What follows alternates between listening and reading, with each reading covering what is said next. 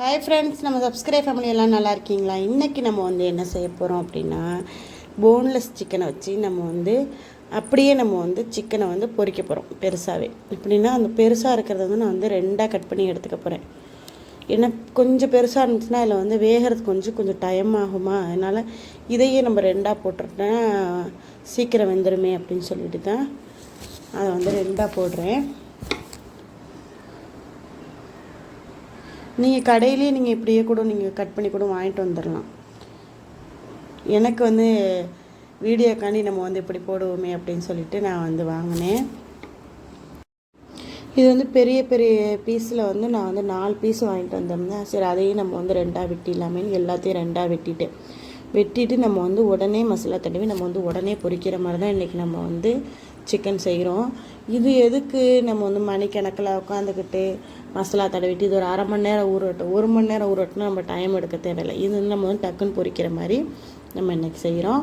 அதுக்கு இந்த மாதிரி மேகி ஸ்பூன் இருந்துச்சுன்னா இந்த மாதிரி நம்ம நல்லா சிக்கன் மேலே நல்லா குத்தி விட்டோம்னா டக்குன்னு மசாலா உப்பெல்லாம் நல்லா பிடிச்சிருக்கும். நம்ம பொரிக்கிறதுக்கும் ஒரு டேஸ்ட் இருக்கும்.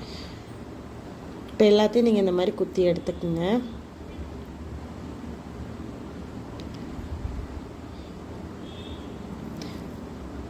இப்போ எல்லாத்தையும் நம்ம குத்தியாச்சு. இப்போ நம்ம மசாலா எப்படி செய்கிறதுன்னு பார்க்கலாம். 2.5 ஸ்பூன் நான் மிளகாத்தூள் எடுத்திருக்கேன், தனி மிளகாத்தூள். டேஸ்ட்டு நல்லா இருந்துச்சு. எப்படி இருந்துச்சுன்னா கிரில் சிக்கன் நம்ம சாப்பிடுவோம்ல அந்த ஒரு டேஸ்ட் இருந்துச்சு. பொரித்து 10 நிமிஷத்தில் என் பிள்ளையெல்லாம் ஸ்கூல் விட்டு வந்த உடனே குடும்பம்னு வாங்கி சாப்பிட்ருச்சு. ஏன்னா அவ்வளோ டேஸ்ட்டாக இருந்துச்சு. அப்புறம் 1/2 ஸ்பூன் மிளகுத்தூள் சேர்த்துருக்கேன்.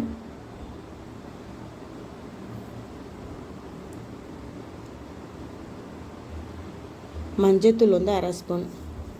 இப்போ நம்மளுக்கு நிறையா சிக்கன் இருக்கனால நான் 1/2 ஸ்பூன் மஞ்சத்தூள் சேர்த்துருக்கேன். கரம் மசாலா 1 ஸ்பூன் சேர்த்துருக்கேன். லெமன் நான் அரைப்பழம் எடுத்துக்கிட்டேன். அதில் உள்ள விதையெல்லாம் எடுத்துகிட்டு புழிஞ்சிக்கலாம்.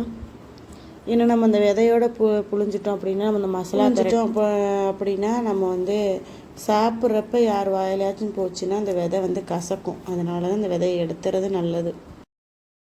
இஞ்சி பூண்டு பேஸ்ட்டு நான் 1 ஸ்பூன் சேர்க்குறேன்.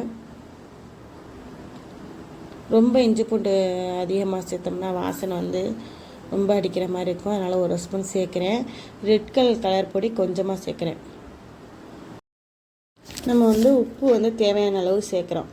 நீங்கள் உப்பு மசாலாலாம் பிரட்டிட்டு நாக்கில் வச்சு பாருங்கள் உப்பு கரெக்டாக இருக்கான்னு. இல்லைன்னா நீங்கள் கொஞ்சம் வேணால் உப்பு சேர்த்துக்கலாம்.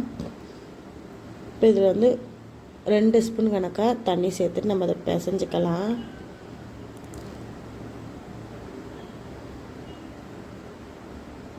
தண்ணி போதுமான்னு பார்த்துக்குங்க. இல்லைன்னா நீங்கள் கொஞ்சம் கூட நீங்கள் தண்ணி எடுத்துக்கலாம்.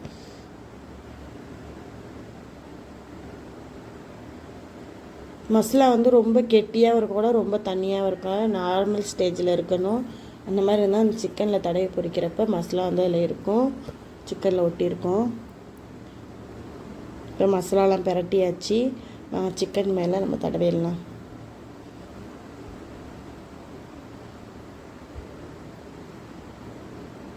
பெரிய வீடியோ நிறைய அப்லோட் பண்ணியிருக்கேன், அதையும் பாருங்கள். ஷார்ட் நிறைய அப்லோட் பண்ணியிருக்கேன், அதையும் பாருங்கள்.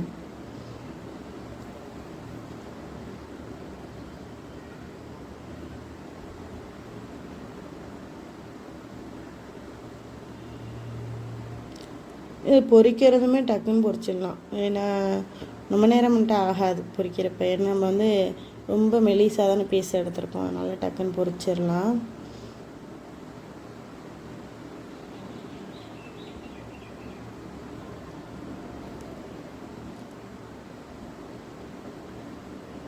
இதே மாதிரி செஞ்சு பார்த்துட்டு எனக்கு கமெண்ட் பண்ணுங்கள் டேஸ்ட் எப்படி இருக்குன்னு. கண்டிப்பாக நல்லா இருந்துச்சு. நீங்கள் என்ன சொல்கிறீங்கன்னு பார்க்கலாம்.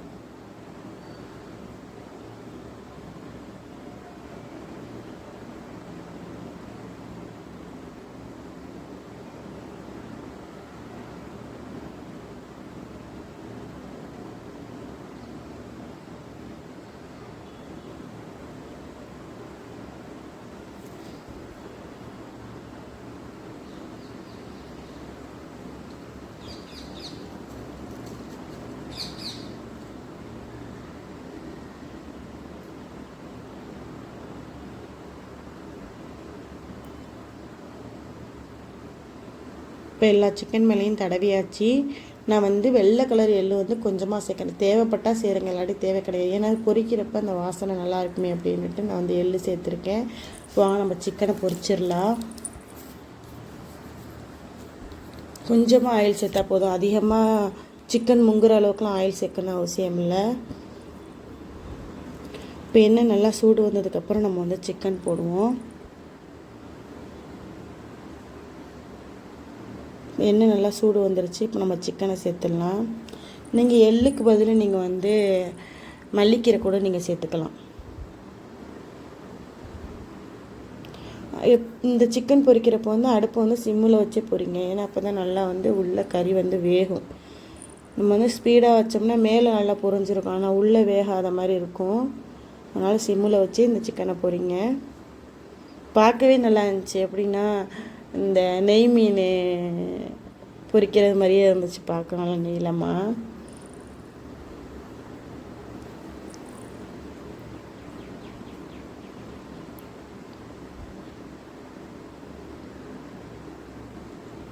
நல்லா பொரிஞ்சிருச்சு, 2 சைடும் நல்லா வெந்துருச்சு.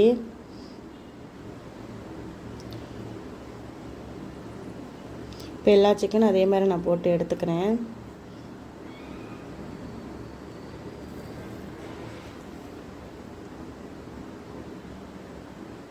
எல்லா சிக்கனையும் பொரிச்சாச்சு.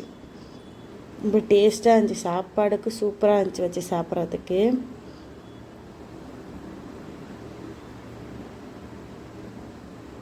பார்க்கவே பாருங்கள் எவ்வளோ அழகாக இருக்குன்னு. நல்லா வெந்துருந்துச்சு, சாஃப்டாகவும் இருந்துச்சு.